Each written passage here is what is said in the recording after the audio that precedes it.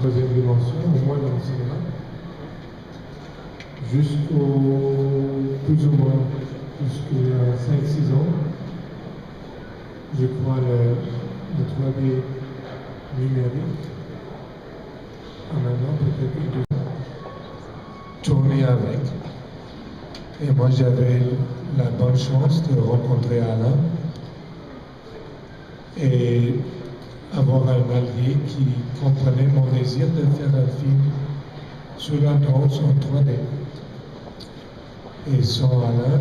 Et donc Joséphine, comme Wim vient de le rappeler, vous êtes la fille d'Alain d'Europe, qui est l'un des piliers de la 3D dans le milieu. Et moi, quand j'étais jeune, pendant presque 2 ans, j'ai vu tous les films religieusement qui passaient à la cinémathèque ici. J'ai vu plus de 1000 films. Donc j'ai fait des énormes voyages, là, ici. Et aujourd'hui, quand je viens, je vois qu'on fait d'autres sortes de voyages ici. Je vois que d'une drôle de manière, c'est la continuation du cinéma. Plus de 20 ans, depuis un quart de siècle, on se connaissait.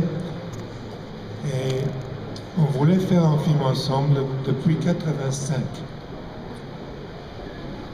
Et pendant 20 ans, j'aurais laissé tomber tout pour faire ce film avec elle. Et pendant 20 ans, j'ai pas osé le faire. Pendant 20 ans, je lui ai toujours dit, Pina, je ne suis pas encore prêt. On peut les mettre sur un pied, on peut les mettre sur un travelling, sur une grue ou sur un steadicam, mais c'est tout ce qu'on peut faire. Et tout ce que je me suis imaginé, ce que je pourrais faire avec la danse, avec les danseurs et l'art de Pina, ça touchait même pas l'essentiel de son art. Pour la danse et ce nouvel langage, il y avait donc une énorme affinité.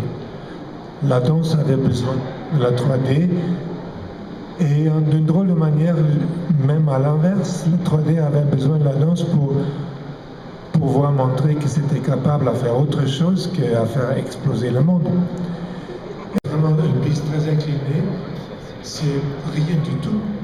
Ça fait pas peur quand on regarde à la télé. Quand elle est là sur ses skis, oui, ça fait peur. Mais le cinéma, avec ces deux... qui est en train de naître sous nos yeux, en fait. Et on peut d'abord penser à la notion d'espace, surtout concernant, puisque vous êtes